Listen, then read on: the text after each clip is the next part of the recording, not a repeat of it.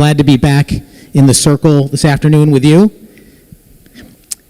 I want to start my comments by aligning my remarks with those comments by Senator Berthel, our esteemed ranking member of the Appropriations Committee, where I know he's found a new home and he's doing a fabulous job there.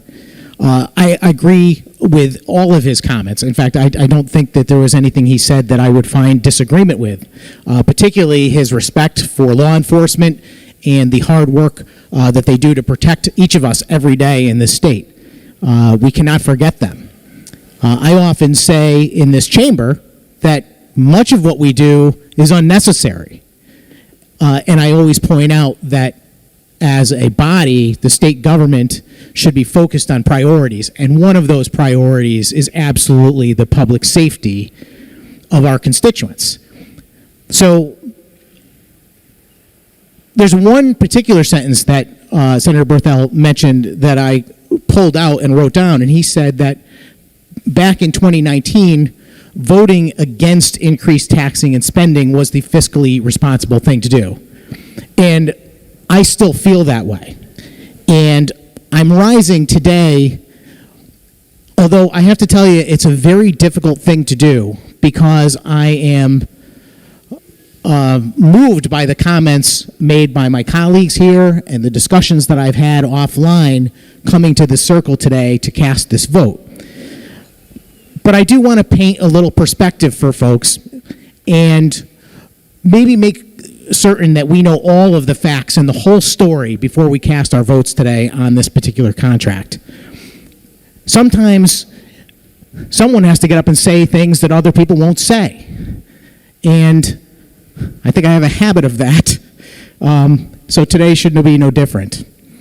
The first thing I would say is that I think it's remarkable that we live in a period of relative prosperity for the state government. And I specify the state government because I don't know that the people on the street are feeling that they are living in a time of economic prosperity. But the state government certainly is. In fact, I hear many people, some in this room and in the executive branch, touting the fact that we have a giant surplus. And I'd like to remind them that there are reasons why we happen to have a lot of money in the bank. And I don't want them to forget that this is a brief moment in time. I've been here since 2010, and during that period, I think it's safe to say, if you're watching the more global perspective, you'd see that Connecticut's financial health has been on a downward spiral that entire time. And I don't even think that now is any different. Thinking back to 2019, projections were bleak, and we were looking at similar deficits to the time when I first got elected. $3.5 or $3.8 billion, I think it was. And we subsequently came back and the majority passed 2 consecutive budgets with huge multi-billion-dollar tax increases to dig us out of that hole. And now, a couple of years after 2019, where our situation looks so bleak, we are suddenly in a period of great economic prosperity for the state. I just don't want anyone to forget where we have been and the trajectory that we've been on, or to credit themselves or the executive branch with some brilliant good government planning that's got us to this surplus. The fact of the matter is that we have been saved. We were saved by the pandemic financially. The federal government gave us a mountain of money. There has been a windfall of increased tax returns as a result of what I would call overtaxing the citizens of the state of Connecticut for a long period of time. Something my Republican colleagues and I have been saying for the last several months, that this surplus is an indication that the people of Connecticut have been overtaxed and that money should be returned to them. What concerns me more than anything, standing in the circle today, prepared to vote on this very first contract, and incidentally, maybe one of the very first pieces of our entire budget outlook for the entire 2-year biennium, is what scares me is that we are going to start the process of just spending money blindly without seeing the whole pie and how much of it we're eating into by passing each individual contract. And that is the exact situation that put us in the bind that we were in before being saved over the last couple of years. So just a little more perspective. The previous contract that was alluded to that was passed in 2019 was advertised as having a combined increase over the first 3 years of 6.5%. That's not even 2.5% per year. In 2019, the total state expenditure for the state police contract for wages and fringe benefits was $69.8 million. Remember that number, $69.8 million. That's how much we spent in 2019, just 4 years ago. And at that time, as was noted, a lot of people in both chambers voted against that contract because they felt that it wasn't fiscally responsible or prudent to pass it at that time. 45 members of the House voted no.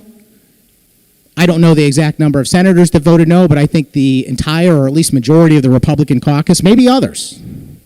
At the time, the House Minority Leader was quoted as saying, "We continue to make the same mistakes, pass legislation, negotiate contracts that we simply cannot afford." So fast forward to now, the contract that we are contemplating today, including raises, the step changes, bonuses, etc., contains a 10.8% raise in the first year alone, and then a 4.38% raise in the second year, and 4.5% in the third. And of course, the fourth year is always negotiated versus via a contract reopener. So remember, I just said in 2019 that amount was $69.8 million at the start of the last contract. What I want people to understand is at the end of this contract, we will be at $122.25 million. That is a 78% increase. And I will grant everyone who is in favor of this agreement that that is over 8 years. But I will point out that that is nearly 10% per year over that 8-year period. And I guess my concern is a couple of things. One, I don't know anyone in the private sector that's doing that well. And second, one of the big issues in 2019 was that at the time, we did not have a budget to figure out how much of the pie we were talking about. That is the same problem we have here today.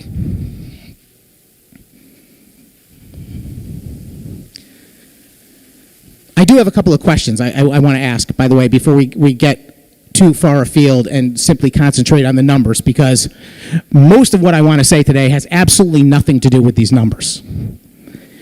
It has to do with the way we conduct business, the way we plan, and our responsibility to the people that we serve in how we manage the money that we take from them to run our state government. And ultimately, why we are faced with a problem where we feel the need to have to increase the pay in the state police contract so significantly to attract and recruit personnel. I'm actually going to come back to where I was going to ask my questions because I want to stay focused on this. I find it noteworthy that there are members of this legislative chamber that have introduced bills that would restrict private citizens, in this particular case housing providers specifically, from earning more than 3% more per year in gross income. Because rental income effectively is the only income you have if you're a housing provider. And that's not their pay or their profit, that's their gross income, not even considering how much money they would be having to pay in increased expenses. I don't understand how someone can have that mentality that the private sector, which we are not responsible for at all, those are free people, in fact, they are our bosses, they should be limited somehow to be able to only earn a maximum increase in their gross revenue of 3%, and yet when we are talking about state contracts And I understand this is a sensitive subject because we're talking about the state police, but we could be talking about any state contract, that 10% a year is okay. I have a big problem. I have promised my constituents every time I've run for re-election that I will not come up here and increase spending or raise taxes. I told them that every time. And I have stuck to that every time. But boy, I gotta tell you, it makes it very hard when sometimes you're standing alone as the only person to say, I am going to draw the line and say, I'm not going to do the irresponsible spending. If we were looking at a whole budget document and someone said to me, Rob, public safety is a priority. We have to do something about the state police contract. I want to increase their pay 10% a year over 8 years. But because we have to be responsible to the taxpayers, we're going to cut in these other areas to make up for that. And public safety is the priority. Then I would vote for this in one heartbeat, less than a heartbeat. But we're not doing any of that today. I'm just being given this one contract, this piece of the pie, which I don't know how much it represents, and with no additional information. Let me ask my questions now before I get to my closing remarks. Madam President, I have a couple of questions for the esteemed chairman of the Appropriations Committee, Senator Austin. Senator Austin, prepare yourself. Please proceed, sir.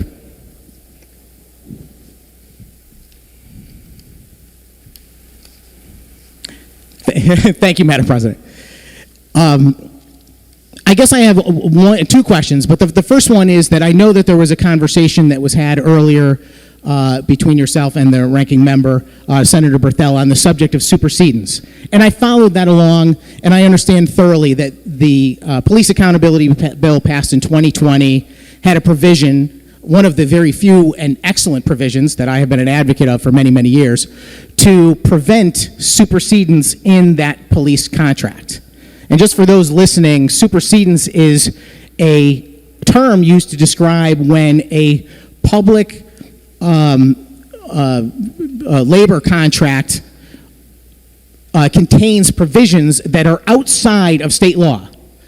So every one of us is responsible to follow the rule of law, but we have the ability in the state of Connecticut, apparently, to put together labor union contracts that include things that are outside of the law.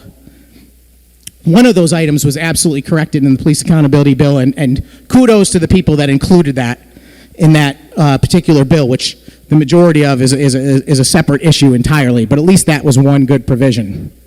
My question is, I understand that's being taken out of this particular contract, so that supersedence issue has been nullified and the ability for people to see these records has been restored. But my one question that has to do with this, is that the only case of supersedence in the entire contract? Are there other items that supersede state law? And if so, what are they? Through you, Madam President. Senator Austin. Thank you very much. Madam President, there is a supersedence appendix, and supersedence is not just something that happens for state contracts. Supersedence happens across the board. It just is a term that says that you are taking any contract, whether it's a state contract or a municipal contract or a private sector contract, and you look at it and you are changing that article this year from the previous article. So some of the issues that are in as supersedence this time, and I won't read them all to you, but there is a full page and 2 items. So, for example, the working test period prior to certified police officer training is a part of the supersedence appendix, Article 11, Section 2, changes from the prior contract. I think that Senator Sampson wants to say that he wants to know something different than what I'm saying. So I don't know if you want to go to him, Madam President, so he can clarify his question. Senator Sampson. Thank you very much, Madam President. And Senator Austin, thank you so much for your observance and your mind reading capability. Supersedence certainly refers to in the contract items that have changed over time. But the supersedence that I'm referring to is the legal term, which has to do with items that supersede state law. So I guess what I'm asking more specifically is, notwithstanding the one change eliminating a clause that superseded state law that has been removed, are there any other instances of the supersedence of state law contained in the contract? And I would note, just for the edification of the people in the room, the document that we're voting on is only the changes in the contract. It's 12 or 14 pages, but the actual contract is a couple of hundred pages long. Through you, Madam President. Thank you, Senator. Senator Austin. Thank you very much, Madam President. And that is exactly what the supersedence appendix lists. Every single one of these items is a change in state law. So the working test period, Article 11, Section 2, is a change to Connecticut General Statutes 5-234. Years of service pay plan, Article 19, Section 2, is a change to the Connecticut General Statutes 5-200K and Connecticut General Statutes 5-200M. Field training officer compensation, Article 19, Section 12, is a change to Connecticut General Statutes 5-200K and Connecticut General Statutes 5-200M. So I would debate with my colleague that this article right here is a change to state law in many ways. In addition to that, I would just point out that this does not include supersedence appendices from prior contract periods. Although not reprinted herein, they remain applicable. So when we talk about supersedence, we also need to remember that we are changing state law in every single one of these articles. So it's a change to state law that is included in the contract. Through you, Madam President.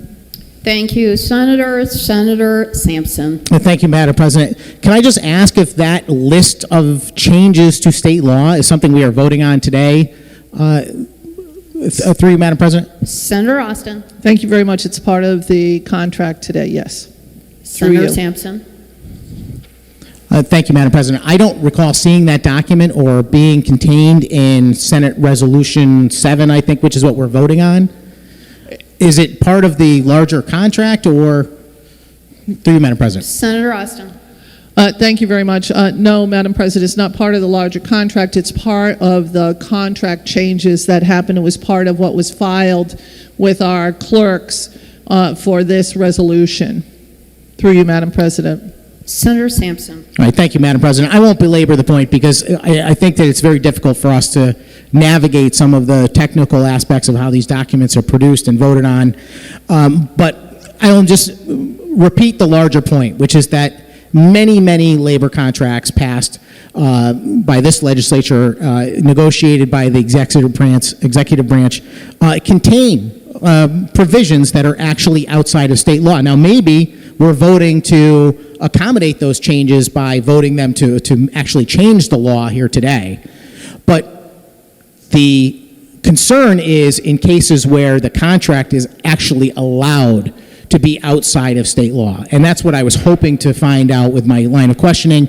But it's neither here nor there. But it is something we do need to pay attention to going forward. I'm committed to the notion that everyone has to live under the same rules and same laws in this state, and we shouldn't be allowing contracts that have provisions that allow certain bargaining units to avoid FOIA requests and things like that.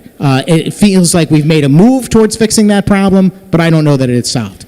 I want to just ask one other question of the good chairman, and that is, she made a list of items that were included in this contract outside just the wages and fringe benefits.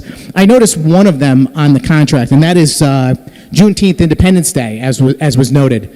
I bring this up for a combination of reasons. One is that I stood here in this circle a year ago and made a strong argument against passing Juneteenth as a state holiday. I also, at the time, made it quite clear that I was very much in support of Juneteenth as a holiday. There's a difference, though, between making it a holiday that we recognize and appreciate as citizens and making it a paid day off for state employees.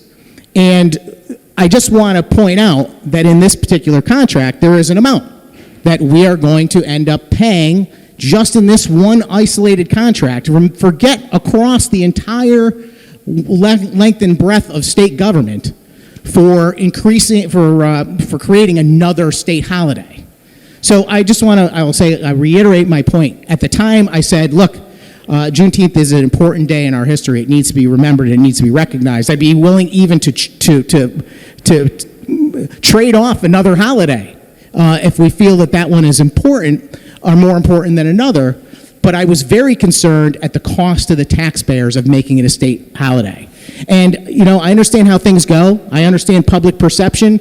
In the last campaign, people took a shot at me saying I didn't support Juneteenth when I've been active in supporting Juneteenth as a holiday and a day of remembrance, just not a paid day off for state employees.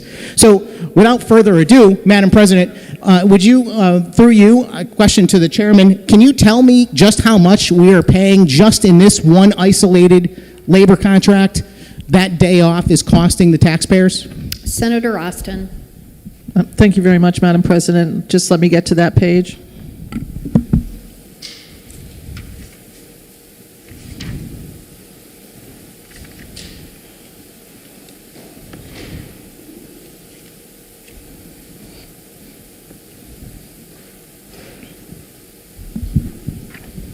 Thank you very much, Madam President.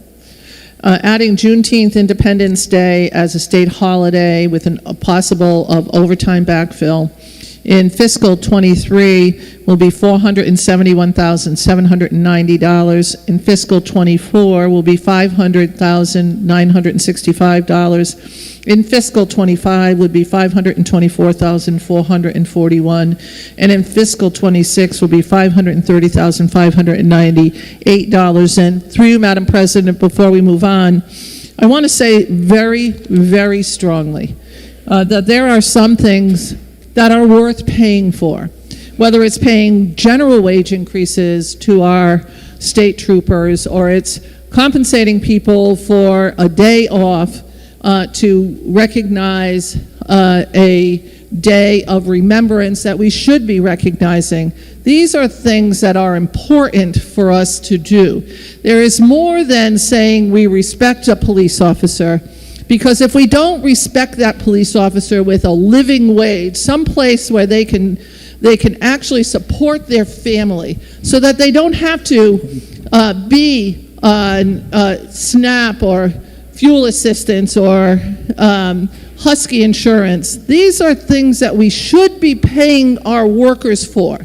And it is our job here in the legislature to compensate the workers that are here in the state of Connecticut.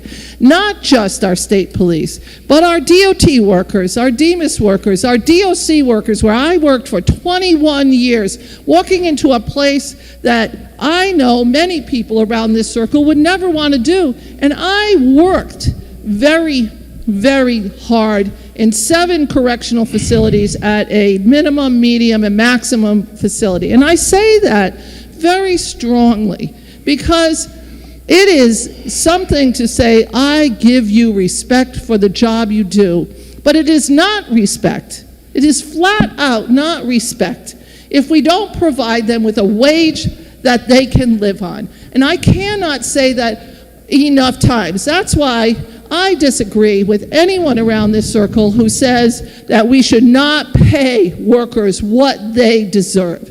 It is not right. It is not fair, and it is not good policy, because if we don't give a living wage to the workers that we need, last I knew, we couldn't leave people in a prison without correctional officers. We couldn't stop drunk drivers without state police officers, nor could they have somebody there to investigate sexual assaults if we didn't have police officers. We would not be able to support our most neediest of residents without people at DDS and DEMIS. This is things that we should, as a state government, pay for. And if we should not pay for it, then we should tell them to go home and we live without them. Because that is just a flat-out wrong statement.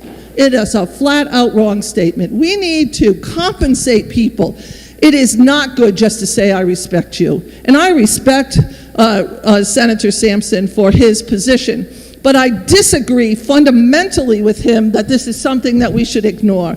It's why I will say over and over and over again that the 2017 agreement, which changed our retirement package for state employees, was wrong-headed. It did not save us any money in the long term. It allowed 4,500 people to retire because we were not giving them a good retirement and benefit package. And if we want workers to work for us in this state, we better darn well protect them, not only protect them, but provide them with a living wage. Thank you very much, Madam President. Thank you, Senator Austin. Senator Sampson. Thank you, Madam President. I had to resist objecting to the comments of my colleague when she suggested that somehow not supporting this contract or paid day off for state workers was somehow disrespecting them. And I would ask that the chair, going forward, pay attention to the etiquette and decorum in this chamber, because I do believe that my colleague went well beyond what is accepted and what certainly anything I've ever been allowed to say in this chamber. The fact of the matter is we differ in opinion about policy, but which should be done respectfully.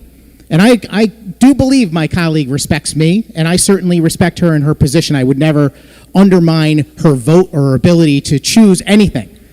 But to suggest that someone who doesn't support this or any previous police contract is somehow disrespecting police officers is beyond the pale. It's not acceptable, and it shouldn't be allowed in this chamber. And I think we give our senators a lot of latitude, and we try to be very fair about that, Senator. I appreciate it, Madam President. I was waiting on you. I was trying to show respect and deference instead of objecting, but it went on far too long. All I did was ask a simple question that it required a dollar amount answer, nothing more. And this is what I wanted to talk about all along during my remarks anyway, which is what it's come down to. I watched the Appropriations Committee meeting on this exact same subject, and I have to tell you that I was appalled at the way this argument has been framed. It's all about political maneuvering and who can say, I support the police. I think it's safe to say we all support the police. Maybe we have different ways of doing it. Maybe we have different opinions about what policy is best for the citizens of this state and how it affects police officers. But to make this about if you vote one way or the other way, or you did in the past, you support or don't support the police, or you disrespect them, is out of line. My issue with this bill is that I don't believe it's going to work. I understand that the reason why we want to give raises in the state police contract that amount to 10% per year over the next 4 years and have amounted for a similar amount over the last 4 is to create an incentive to recruit police officers because we have a problem. As Senator Berthel mentioned, we only have 877 officers when we should have 1,150. But there are clear reasons why recruitment is down. And I want the chamber to hear me say that it's not about the money. I don't think that we are losing police officers because they're not being paid enough. I don't think that's what it is at all. I think we're losing police officers for a combination of things.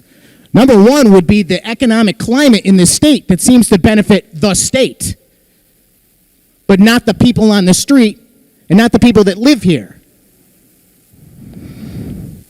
There's also policy that directly affects law enforcement in this state.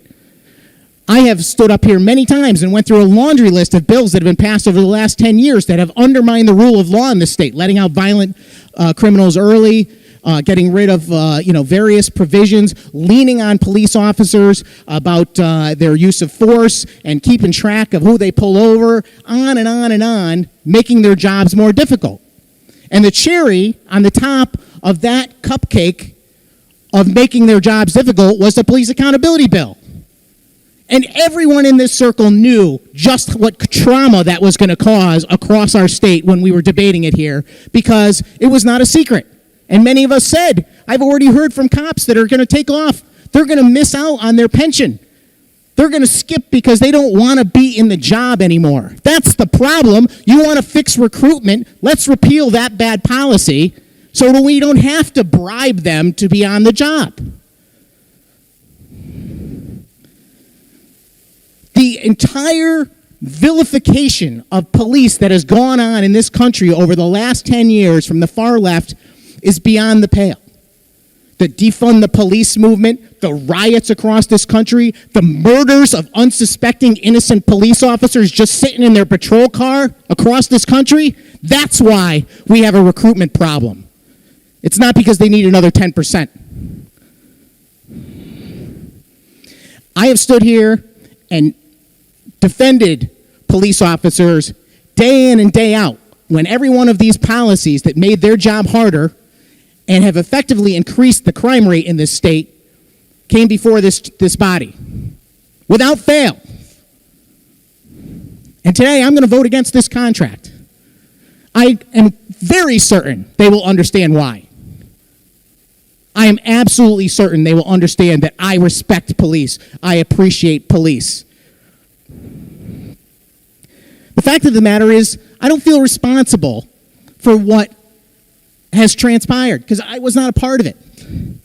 That said, I understand I still have an obligation. It's my job and my responsibility to try and fix it. And I think that's why a lot of my colleagues, even on the Republican side, are going to support this contract today because they're trying desperately to fix what's broken. And they see this as the only option we have. But there are other options. And the better option is to pass better policy on law enforcement so that we don't have to do this. I'll end my tirade, Madam President, just by simply saying that, look, I regret voting no today. I wish I was doing this as a part of a larger document where we could say this is a priority and that's why we're spending the money. But again, we don't have that. And it's irresponsible to be passing things that are going to make significant chunks of our budget piecemeal when we don't know the rest of it. If we want to fix this problem and we want to increase recruitment, let's attack what was done wrong in the past and fix it. This is not a fiscally sound contract in my mind. And it's not going to solve the problem of recruitment. And I am sorry I have to vote no. But I do feel it is the responsible and also the consistent position to take. Thank you, Madam President. Thank you, Senators.